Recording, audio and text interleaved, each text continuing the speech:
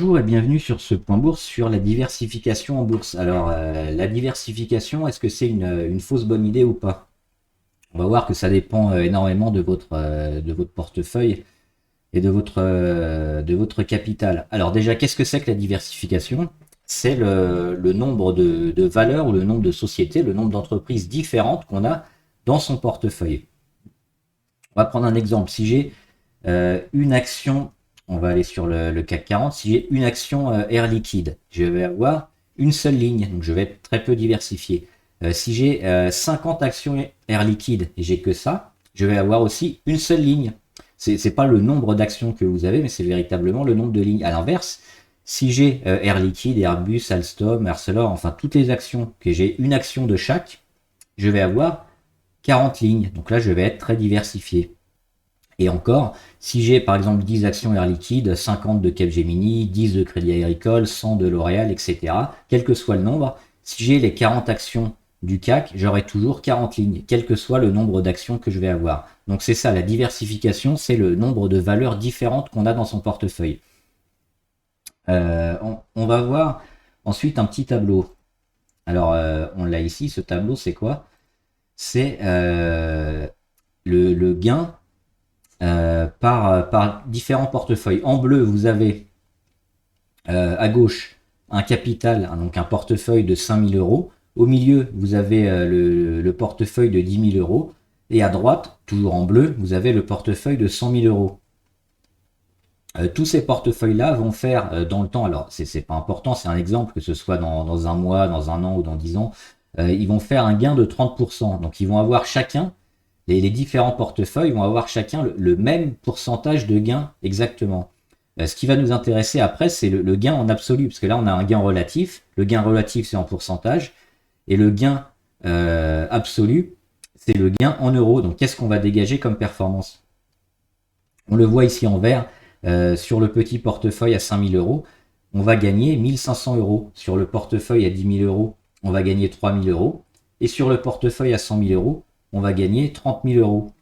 Donc on voit que pour exactement la même performance, qui est de 30%, forcément, plus vous avez un capital important, plus le gain absolu donc, que vous allez dégager en euros va être important. Et on le voit bien sur ce graphe, il est assez parlant. Donc pour revenir à la diversification c'est important pour qui, pourquoi? C'est surtout ça va permettre de lisser un peu la performance, c'est-à-dire qu'on va avoir moins de haute performance, mais on va également avoir moins de risques, c'est-à-dire qu'on va pas avoir des performances énormes, mais on va limiter le risque. Donc c'est important pour qui la diversification? C'est important pour les gros portefeuilles, celui de droite. Pourquoi?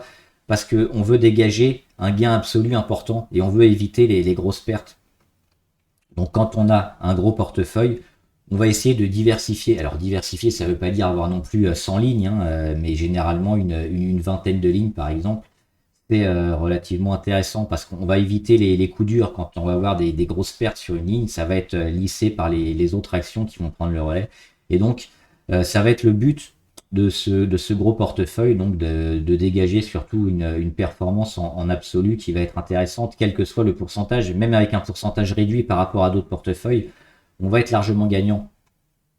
À l'inverse, les petits portefeuilles, qu'est-ce qu'ils doivent faire? Donc là à gauche, le portefeuille de 5000 euros, on voit qu'il ne peut pas lutter avec les gros portefeuilles. Le but, ça va être de développer son capital, donc d'essayer d'avoir un gain absolu. On sait qu'il sera relativement faible parce qu'on a un capital relativement faible. Donc on va essayer de monter ce capital en allant chercher un pourcentage plus intéressant, donc plus que 10, 20, 30, 40, etc. C'est d'avoir un pourcentage très important. Comment on atteint ce pourcentage important? Et ben, c'est en évitant la diversification, parce que si on diversifie énormément, alors on a peut-être une action qui va prendre 100%, mais on a une autre qui va faire 1%, on a une autre qui va perdre 1, on a une qui va faire 2, une qui va faire moins 2, une qui va faire 5, une qui va faire moins 5. Au résultat, au final, on va avoir un résultat lissé et assez moyen. Et c'est pas ce qu'on cherche quand on a un petit portefeuille. On cherche la performance, le pourcentage. Donc, on réduit les lignes, on réduit le nombre de valeurs, on se focalise sur les valeurs qui risquent d'augmenter fortement, rapidement. Et une fois que c'est fait, on change de valeur. Donc, on a généralement plus on a un petit portefeuille, plus on va réduire les lignes. Ça va être 20 lignes, 15 lignes, 10 lignes, voire même 5 lignes ou 3 lignes pour un très petit portefeuille.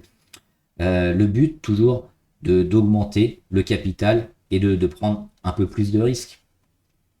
Donc voilà, donc la diversification, ça va dépendre énormément de votre portefeuille, de votre taille de portefeuille. Plus on est petit, moins on va diversifier, on va avoir moins de lignes, et plus on va avoir un gros capital, plus on va diversifier pour éviter les risques, pour lisser la performance et dégager un gain absolu relativement important. Voilà, j'espère que la vidéo vous a aidé.